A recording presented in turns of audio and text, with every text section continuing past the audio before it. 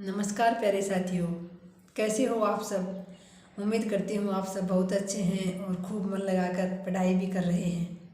साथियों, आज हम बात करेंगे कि क्या किस्मत का रोल रहता है हमारी नौकरी में और क्या मेहनत का रोल रहता है। साथियों, स्वामी विवेकानंद जी की एक कोटेशन आती है कि किस्मत की इतनी औकात नहीं जो आपकी मेहनत के आगे किस्मत की इतनी औकात नहीं जो वो आपके सपने पूरे ना होने दे। तो साथियों, इस कोटेशन का अर्थ यही हुआ कि आपकी मेहनत बड़ी चीज़ है, किस्मत कोई मायने नहीं रखती है। हाँ साथियों, जहाँ हम अपना 100% दे देते हैं, यानी अपनी तरफ से हम पूरी कोशिश करते हैं और फिर हमारे बिल्कुल नज़दीक जाकर हम 1-2 पॉइंट से बहुत कम नंबरों से हम रह जाते हैं, वहाँ साथियों फिर वो किस्मत का खेल होता है। लेकिन ऐसा नहीं है कि हमने फॉर्म लगा दिया और वैसे बस फॉर्मेलिटी के लिए हमने पढ़ाई की, बहुत पढ़ाई की मैंने, जब टाइम मिला तब किताब लेके बैठ गया। ये बता ही नहीं कि सिलेबस क्या है, पीछे के प्रश्न पत्र कैसे हैं, कितना सिलेबस पढ़ लिया, कितना नहीं पढ़ा है, बस 1-2 किताब ले आए, जब समय मिला तब किताब को हाथ में उठा लिया और कि बहुत पढ़ रहा हूँ। फिर लास्ट में एग्ज़ाम दे के आ गए और नौकरी नहीं मिली कि मेरी तो किस्मत ही ख़राब थी। तो साथियों, इसको पढ़ना या इसको तैयारी करना नहीं कहते हैं। हाँ, अक्सर मेरी हो, आपकी हो, किसी की भी बात हो साथियों, मनुष्य को हमेशा अपनी कमियां बहुत कम नज़र आती हैं और अपनी कमियां कम नज़र आती हैं। इसी के चलते साथियों, हम कभी भी अपने और अपनी गलतियों पर हमेशा हमारा मन ऐसा होता है कि जो पर्दा डालना पसंद करता है, यानी अपनी गलतियां हम ना तो उजागर करना पसंद करते हैं और ना ही हम अपनी गलतियां मानते हैं, जो हमारी सबसे बड़ी भूल होती है साथियों। अब जैसे कि कहने को तो अगर हम किताब लिए बैठे हैं, दिन भर हम काम करके फिर किताब ले ली साथियों, हम पढ़ लिया, आज एक हमने कोई चैप्टर पढ़ लिया, कल फिर पढ़ लिया, परसों पढ़ लिया, और ऐसे जब भी समय मिलता है तो हम किताब लेकर पढ़ लेते हैं साथियों। तो वो तैयारी करना थोड़ी ना है। तैयारी करना तो साथियों वो है जब किसी युद्ध के लिए जो योद्धा जाता है तो साथियों पूरी तरह से लामबद्ध होकर जाता है, यानी अच्छी तरह से अपने शरीर पे भी वो ऐसे ऐसे पहनावे पहनता है जिससे कोई अस्त्र शस्त्र उसके शरीर पर घाव ना कर दे। वो अपने साथ भी सारे अस्त्र शस्त्र सब कुछ लेकर चलता है। तो जिस प्रकार से युद्ध के लिए एक योद्धा तैयार होता है, उसी प्रकार से साथियों किसी भी परीक्षा को पास करने के लिए, किसी भी परीक्षा में सिलेक्शन लेने के लिए बहुत ही अच्छी प्रकार से रणनीति बनानी पड़ती है। और साथियों, वो रणनीति एक गंभीर अभ्यर्थी बनाता भी है, पूरी कोशिश भी करता है, वो अपना 100% देता है, लेकिन फिर लास्ट टाइम में साथियों या तो कोई उसके साथ, जैसे कि कोई भी घर में ट्रेजिडी हो गई, कोई रास्ते में उसके साथ जाते हुए दुर्घटना हो गई, या फिर पेपर में कोई कुछ ऐसा हो गया जैसे कि बहुत हल्के स्तर का आ गया जिसके कारण से मेरिट अधिक चली गई, या फिर उससे कोई ऐसी गलती हो गई, तो वो फिर साथियों लास्ट में जाकर तो वो किस्मत का खेल हो जाता है। लेकिन हम ऐसे नहीं कह सकते कि हमने मेहनत तो की ही नहीं, और आमतौर पर अभ्यर्थी यही करता है साथियों। आप चाहे भले ही खुद का मूल्यांकन करके देख लेना, क्योंकि मैंने साथियों खुद का मूल्यांकन करके देखा है। मैंने जो 2022 वाली एग्ज़ाम में जिसमें मैं सिलेक्ट हुई हूँ, उससे पहले भी मैंने एग्ज़ाम दिए हैं, मैंने तैयारी भी की है, और जब सिलेक्शन नहीं होता था तो मैं भी और आसपास के लोग सभी भी मेरे सामने तो कम से कम यही कहते थे कि इसकी तो किस्मत ही ख़राब है, इसकी किस्मत में नौकरी है ही नहीं। उधर ससुराल में भी कोई सरकारी नौकरी नहीं था तो सभी यही बोलते थे, मेरे ससुर जी खुद कहते थे कि मेरे परिवार में कोई सरकारी नौकरी आने लिखी नहीं है। उधर मेरे पियर में भी कोई सरकारी नौकरी नहीं था, तो यही था कि सारे बच्चों को, बहन भाइयों को हमें पढ़ा तो दिया, लेकिन मम्मी पापा का सपना ही था कि काश हमारे घर में भी कोई सरकारी नौकरी लग जाता। और फिर मैं तो सारे भाई बहनों में बड़ी थी और मेरी शादी को भी कई साल हो गए, मेरे बच्चे हैं बराबर बराबर के, तो अब जाकर मैं लास्ट में जाके लगी हूँ साथियों। लेकिन मेरी सफलता का राज यही है, एक तो मैंने छोड़ा नहीं साथियों, उम्मीद नहीं छोड़ी मैंने। और फिर जैसे कि मैं बता रही थी, मैं पहले तैयारी करती थी, फिर मुझे भी यही लगता था कि तेरी किस्मत ही ख़राब है। जब 2018 में मैं बहुत कम मात्रा में रह गई थी रीट में, तो मुझे लगा था कि मेरी किस्मत ही ख़राब है, देखो मेरे साथ की मेरे जितने सेम नंबर आए हैं और मेरे ही घर में 2-2 सिलेक्शन हो गई थी। तो मैं उस समय साथियों बहुत रोई थी, क्योंकि मैं समझती थी कि मैंने बहुत मेहनत की है, मेरी किस्मत में नहीं था तभी मुझे नहीं मिला। लेकिन साथियों, जब इस बार मैंने तैयारी करके मैं जब सफल हुई हूँ और जब मैंने खुद का मूल्यांकन किया है, तब मैं पाती हूँ कि मैं वहाँ गलत थी, क्योंकि मैंने वहाँ अपना 100% दिया ही नहीं था साथियों। मैं स्कूल जाती थी, उसके बाद सच बताऊँ तो मुझे ये भी नहीं पता था जैसे कि पाठ्यक्रम क्या है। मैंने एक बुक ला रखी थी साथियों, किसकी, शायद लक्ष्य की गाइड थी या फिर राय पब्लिकेशंस की कोई बुक आती है, वो ला रखी थी साथियों मैंने एक, और उस बुक में से मैं पढ़ लेती थी। ऐसा भी नहीं है कि मुझे अच्छी से सिलेबस का भी नहीं पता था साथियों कि कितने पार्ट आते हैं रीट में, कितने कहाँ से पर्सन आते हैं, ऐसी किसी चीज़ का नहीं पता था। बस उस किताब को मैं पढ़ लेती थी, घर में भी पढ़ती थी सुबह शाम, स्कूल में भी मैं कोई मेरा खाली पीरियड होता था या फिर स्कूल के जो हमारे प्रधानाचार्य थे उनसे मैंने थोड़ी सी अनुमति लेके कि भाई मेरा पाठ्यक्रम पूरा हो गया है तो मैं क्लासों में रिविज़न करवाते हुए साथ साथ मैं मेरी किताब लेके पढ़ सकती हूँ क्या, ऐसे करके मैंने कुछ तैयारी की थी। और जब मैं रह गई तो मुझे बहुत दुख हुआ था, बहुत रोई थी मैं उस समय कि देख, और मेरे ऐसे पक्का विश्वास था सभी घर वालों को कि इस बार इसका हो जाएगा, और उस समय मेरा नहीं हुआ तो मैं बहुत रोई थी कि मेरी किस्मत ख़राब है। देखो मेरे जितने ही सेम नंबर आने के बाद भी हमारे घर में ही मेरी देवरानी का और मेरी ननद का सिलेक्शन हो गया था, वो ओबीसी में है, मैं जनरल कैटेगरी से आती हूँ, इसलिए मैं रह गई। मुझे ये लगा कि मैं इसलिए रह गई, काश मैं भी ओबीसी में होती तो लग जाती। लेकिन साथियों उस समय मैं गलत थी, क्योंकि मनुष्य हमेशा अपने गलतियों पर पर्दा डालना चाहता है और अपनी कमी स्वीकार करने में उसे बहुत बड़ी ऐसे लगता है कि पता नहीं क्या ही हो जाएगा अगर मैं अपनी गलतियाँ स्वीकार कर लूँगा तो। लेकिन साथियों ऐसा नहीं होना चाहिए। मैं तो ये मानती हूँ आज उस समय मैं गलत थी, गलत सोचती थी। ऐसे ही मैंने 2019 में 18 में जो तैयारी की बहुत पढ़ी थी मैं, लेकिन साथियों वो पढ़ना क्या था, वो मेहनत थी साथियों, वो हार्ड वर्क था, लेकिन स्मार्ट वर्क नहीं था साथियों। आजकल आपको पता है ज़माना स्मार्ट वर्क का है। जब तक हम बहुत सोच समझ के अच्छी रणनीति बना के तैयारी नहीं करते हैं तब तक सफलता की संभावना बहुत कम मात्रा में होती है। तो आप सभी से भी यही कहती हूँ साथियों कि जब भी तैयारी करने की सोचें तो सबसे पहला काम मैं आपको कई बार बता चुकी हूँ, आपके सामने आपका पाठ्यक्रम हो, उसके अकॉर्डिंग आपके पास सामग्री हो, बहुत अधिक सामग्री आपके पास जमा ना हो, और फिर आप एक तरीके से एक सलीके से साथियों एक के बाद एक आप अपने पाठ्यक्रम का पार्ट पूरा करते हुए चलें।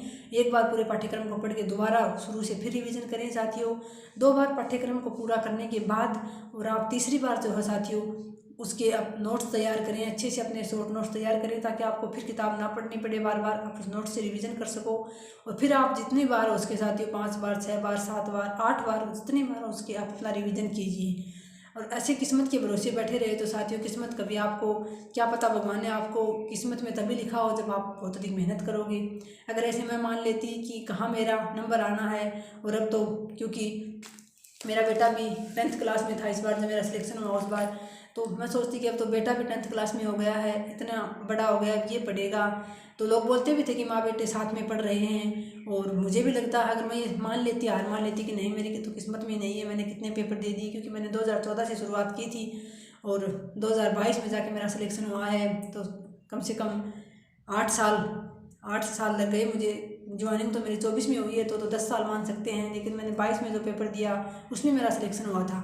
तो साथियों अगर मैं ये मान लेती कि मेरी किस्मत में नहीं है तो साथियों शायद मेरे माता पिता का, मेरे सास ससुर का, मेरे परिवार का सपना ही रह जाता एक सरकारी नौकरी का। लेकिन मैंने हार नहीं मानी, और मैं तो ये मानती हूँ साथियों आज खुद पर गर्व होता है कि मैंने हार नहीं मानी, और मैं अपनी किस्मत से, अपनी मेहनत के बल पर अपनी किस्मत से मैं छीन कर ले आई हूँ साथियों। जो शायद अगर मैं किस्मत के भरोसे बैठी रहती या फिर किस्मत में ये मानकर छोड़ देती कि मेरी तो किस्मत में ही नहीं है तो फिर मुझे कभी नहीं मिलता। इसलिए साथियों आप सभी से कहती हूँ कि कोशिश आखिरी दम तक करनी चाहिए हमें जहाँ तक संभव हो। हाँ मैं इस बार ये सोच के तैयारी कर रही थी कि इस बार इस पार या उस पार, अभी नहीं तो कभी नहीं। लेकिन फिर भी साथियों जब मेरा डबल में हो गया था और मुझे ऐसी संभावना लग रही थी कि आगे मेरा फाइनल में मुश्किल है होना, तो साथियों मैंने दोबारा से किताबें उठा ली थी। कहने को मैं ये कह रही थी, लेकिन फिर भी साथियों मुझे लगता था कि इस बार डबल तक आई हूँ तो अगली बार फाइनल तक भी ज़रूर पहुँचूंगी, लेकिन मुझे यहाँ से अब वापस लौटना नहीं है। तो मैंने दोबारा से साथियों एक बार ज्योग्राफी चेंज हो गई थी, नए ज़िले बन गए थे, नए संभाग वगैरह बन गए थे, तो उनकी साथियों मैंने यूट्यूब से वीडियो देख देख के उनके मैंने नोट्स तैयार कर लिए थे। कुछ पार्ट मेरा फर्स्ट ग्रेड के फर्स्ट पेपर में जैसे मुगल काल वाला बचा हुआ था वो मैंने नेहरू सर के उससे देख के टेलीग्राम चैनल से PDF के रूप में वो मैंने नोट्स बना लिए थे।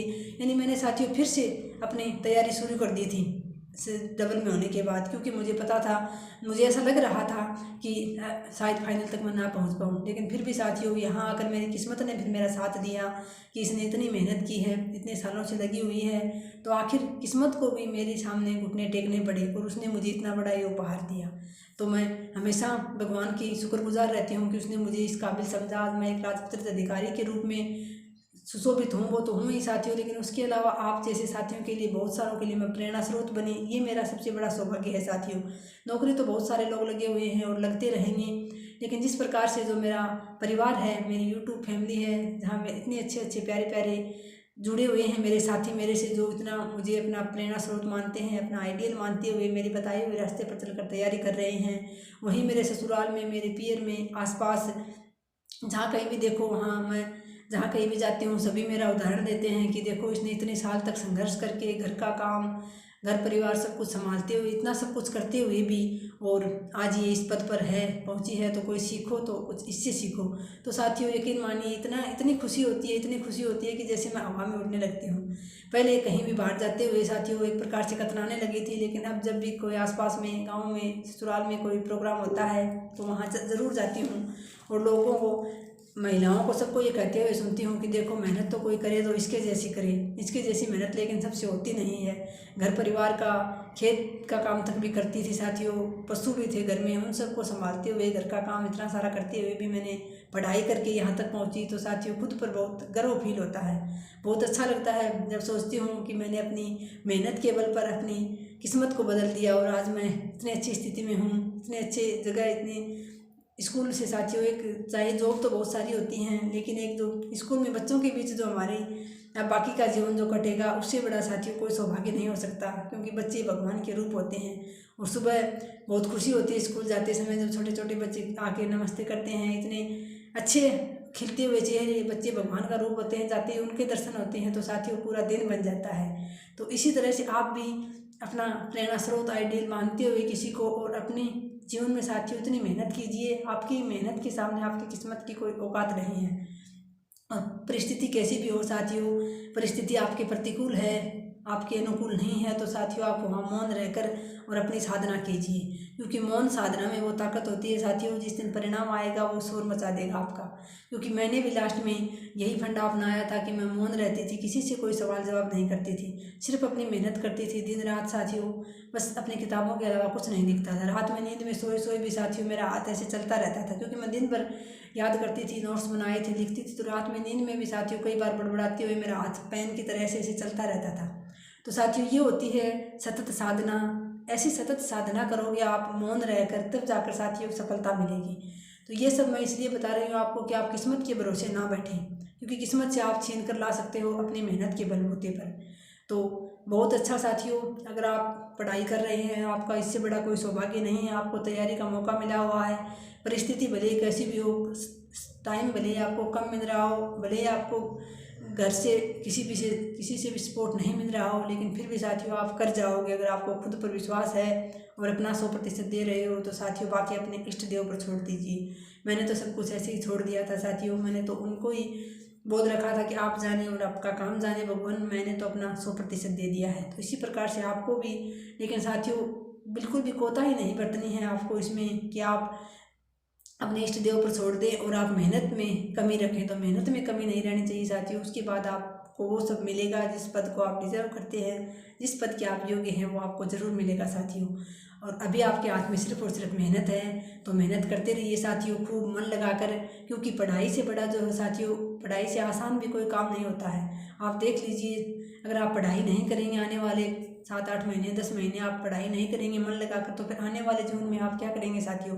जब नौकरी नहीं मिलेगी तो कहीं भी काम करोगे, दिन में 7-8 घंटे, 10 घंटे, कोई प्राइवेट स्कूल में जाओगे तो भी साथियों वहाँ सारा दिन पढ़ाना पड़ेगा, और ना ही वो इतनी आपको सैलरी देते हैं, उससे ज़्यादा आपको टॉर्चर करते हैं। और भी किसी भी फील्ड में आप काम करोगे, आपको दिन भर 8-10 घंटे कड़ी मेहनत करनी पड़ेगी, तब जाकर आप शाम को साथियों आपको इतना मेहनताना मिलेगा भी नहीं। और अगर आप इन 8-10 महीने, 1 साल आप जमकर मेहनत कर लेते हो, सब कुछ त्याग कर, तो साथियों आपको फिर आने वाली आपकी ज़िंदगी जो है वो बहुत अच्छी कटेगी।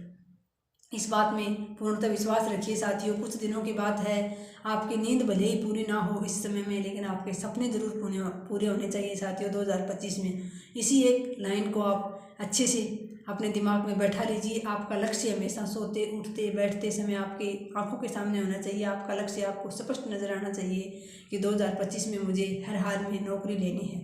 तो आपकी किस्मत पे आपको साथियों लाकर आपके आगे से परोसेगी कि ये लीजिए, आपकी मेहनत थी, आपने अपनी मेहनत के दम पर ये सब प्राप्त किया है। और आपकी परिस्थितियां भी आपके सामने घुटने टेक देंगी साथियों। जिस दिन आप सफल होंगे, सब आपकी ही फेवर में मिलेंगे, आपको कोई भी आपका विरोधी नहीं मिलेगा। या आपका कोई विरोधी है तो उसको इग्नोर कीजिए, मौन रहकर अपनी तैयारी में लगे रहिए साथियों। और निश्चित रूप से साथियों सर्दी का मौसम है, पढ़ाई का मौसम है, इसके अलावा आप अपने स्वास्थ्य का ध्यान रखते हुए अच्छा पौष्टिक भोजन कीजिए। थोड़ा सा सुबह शाम अपने खुद के लिए आधा घंटा निकालिए, व्यायाम कीजिए और स्वस्थ रहिए, मस्त रहिए साथियों। मिलते हैं नेक्स्ट वीडियो में। धन्यवाद। जय हिंद, जय भारत।